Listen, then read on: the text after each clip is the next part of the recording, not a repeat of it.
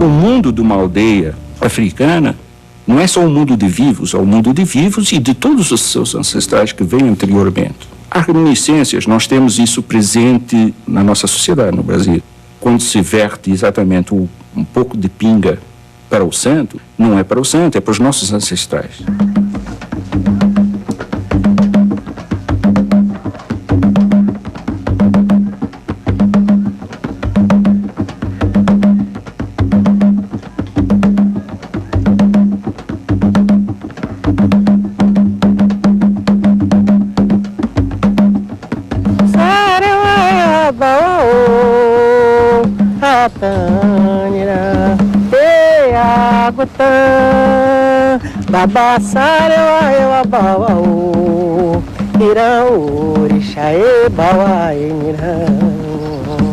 A ideia que sempre se dá dos povos africanos, sobretudo o Banto, é de um povo de uma certa homogeneidade e com muitas ausências, e sobretudo ausências do ponto de vista cultural. Quando realmente o que nós conhecemos, pelo menos dos primeiros momentos em que os portugueses chegaram ao sul do continente e à foz do Rio Zaire, encontraram um reino altamente organizado, por exemplo, o reino do Congo. Era uma extensão bastante grande e com uma organização complexa administrativa. Quer dizer, as primeiras linhagens, os primeiros clãs, as primeiras migrações para os territórios é que legitimam o poder sobre esses territórios. E, por isso, aqueles indivíduos que descendem mais próximo, diretamente, de certa ancestralidade, de alguns ancestrais míticos, são aqueles que detêm o poder. E, então, dentro dessa verticalidade, os mais velhos são os indivíduos, não só que têm o poder, mas que têm um poder também religioso. Pode-se, então, compreender o culto aos ancestrais, o culto aos mortos, porque são esses mortos que, de certa maneira, trazem as benesses, trazem um certo poder sobre os homens vivos, né? Trazem a possibilidade da fertilidade das mulheres, da fertilidade dos campos na agricultura, de afastamento de certos perigos. Mas quem são os orixás? São figuras míticas que têm uma associação com essa ancestralidade, com essa identidade. Então, o mundo de uma aldeia africana não é só um mundo de vivos, é um mundo de vivos e de todos os seus ancestrais que veio anteriormente. Em 87 eu estive em Moçambique, numa aldeia xangana, onde, além das diversas casas habitadas, né, de uma família, existe uma casa vazia, onde são colocados alimentos, etc., para os seus ancestrais. Então, eles convivem. Eles não são excluídos da vida social. Eles continuam coabitando com os homens. Porque é uma concepção, do ponto de vista de visão do mundo do homem banto, em que há uma origem de uma força vital única, em expansão, que tem a sua figura numa espiral, como fosse uma espiral em expansão. E ela está explícita, então, dentro, como fosse uma pirâmide, onde o homem, do ponto de vista antropocêntrico, na sua visão do mundo, está no centro dessa pirâmide. Ao cimo dele, o homem, enquanto homem vivo, estão os ancestrais, está a ancestralidade. Até o herói civilizador, podíamos chamar o Deus, os mortos, os mais velhos e os chefes. E depois vêm todos os homens, né, quase por uma hierarquia quase de idade, né? Depois vem o mundo animal, o mundo vegetal e o mundo inorgânico. Mas só cabe ao homem, através da sua palavra e dos seus atos, exatamente converter a força existente no mundo inorgânico, no mundo vegetal, no mundo animal, a seu serviço. E daí todo o princípio, não só de saúde, de equilíbrio, que é estabelecido a partir do uso dessas forças pelo homem. A palavra é, sem dúvida, talvez a forma que desencadeia essa ação da força. E por isso há formas, digamos, tanto de oração, como formas, às vezes, até de esconjuro. Porque tanto a pessoa pode dar força ao outro, como pode retirá-la. Né? O curandeiro dá, mas o feiticeiro, enquanto forma não desejada pela sociedade, pode retirar a força do outro, através do feitiço.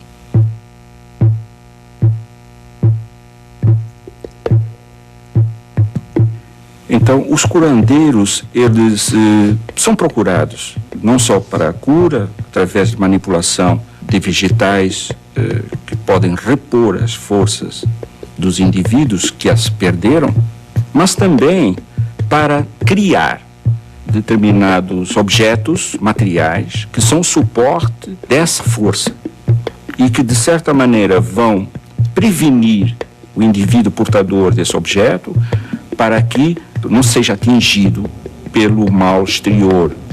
Então, daí de certos amuletos, de certas tatuagens feitas no corpo, certas pinturas corporais.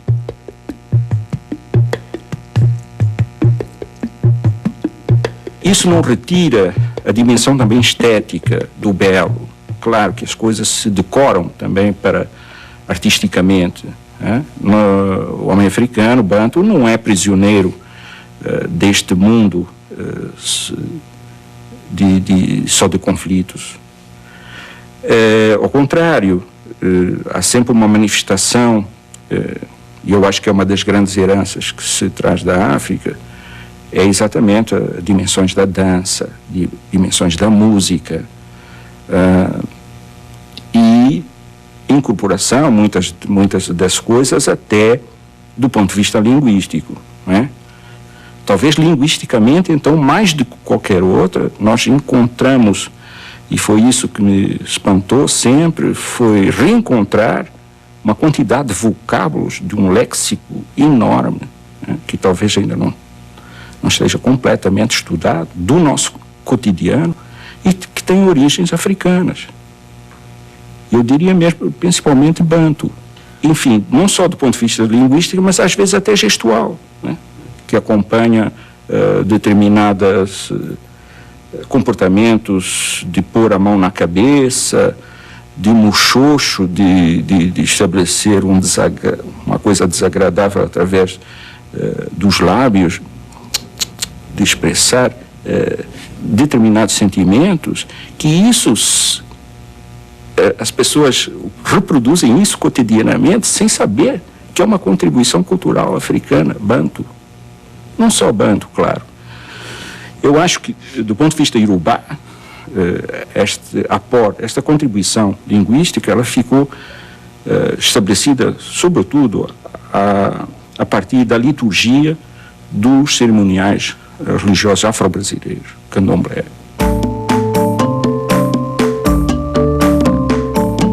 A cultura material desses povos, num certo momento em que até os europeus descobriram, incorporaram muitas desses trabalhos, sobretudo feitos, por exemplo, em marfim, mesmo já no século XVII, nas cortes na Europa, já existiam dentes de elefante e marfim trabalhados que inscreviam não só aspectos da vida cotidiana desses reinos, mas também mostrava, de certa maneira, um certo esplendor, digamos assim, dessas cortes, não é? E das relações até estratigráficas, hierárquicas que existiam dentro dessas sociedades. Da mesma maneira como os trabalhos em madeira, através não só de estatuetas que estão ligadas ao culto dos ancestrais, mas também de máscaras, sejam máscaras propiciatórias para a fertilidade em determinados rituais, seja máscaras reverenciando a ancestralidade, são de uma beleza formidável do ponto de vista estético, mas que tinha sempre uma função dentro dessa organização social. Da mesma maneira, por exemplo, os testes que os portugueses foram encontrar na costa de África, e eu falo aqui da região de Cabinda, que se chamavam panos sambos, que também eram bens de prestígio. Um cronista holandês, o Dapper, no século XVII, compara algumas desses panos aos veludos de Veneza.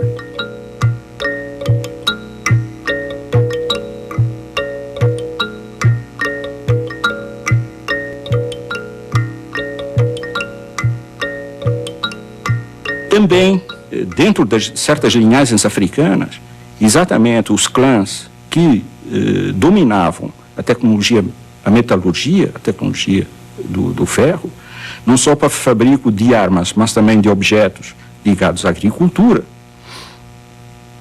dão-nos a conhecer uma metalurgia diferenciada e que nós vamos encontrar em alguns lugares do Brasil. Há colegas fazendo trabalhos de arqueologia no sul e em Minas,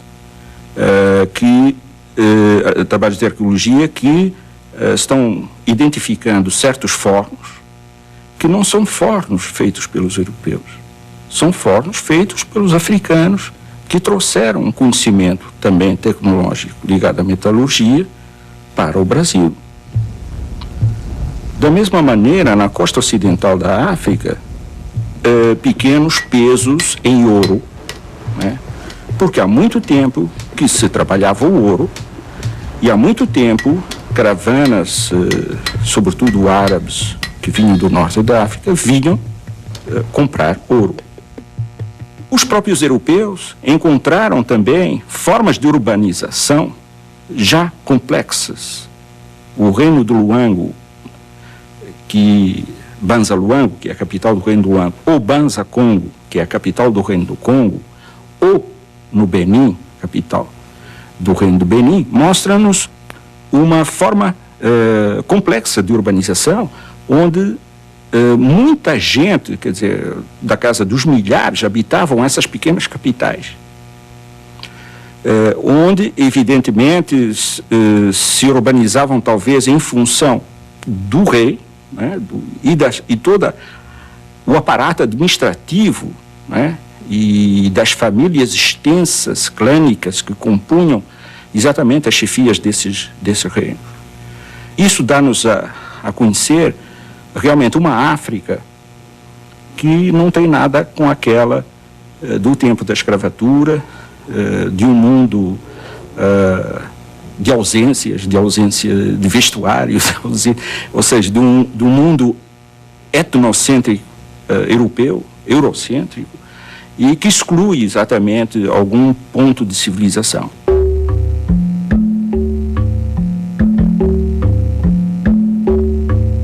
Dentro desta complexa organização antiga das formações sociais africanas, já existiam homens ditos escravos. Eu colocaria os escravos aqui entre aspas. Seriam, de certa maneira, mais homens dependentes, por alguma razão, podiam ficar na dependência de uma linhagem ou de um clã. Muitas vezes por cometer um adultério, por um roubo, por uma dívida, por lesão,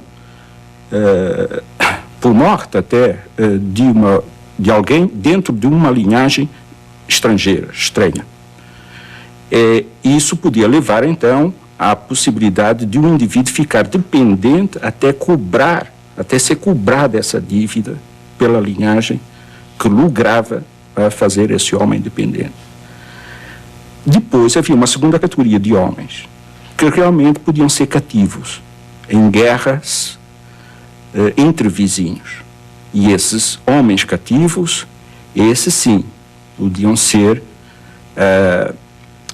vendidos.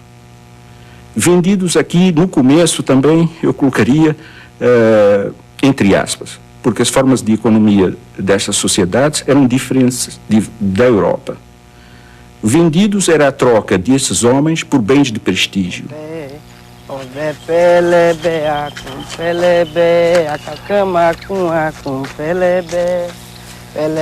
O africano, retirado do seu contexto, do seu continente, no contexto do novo mundo, é sem dúvida obrigado a reinventar formas de organização,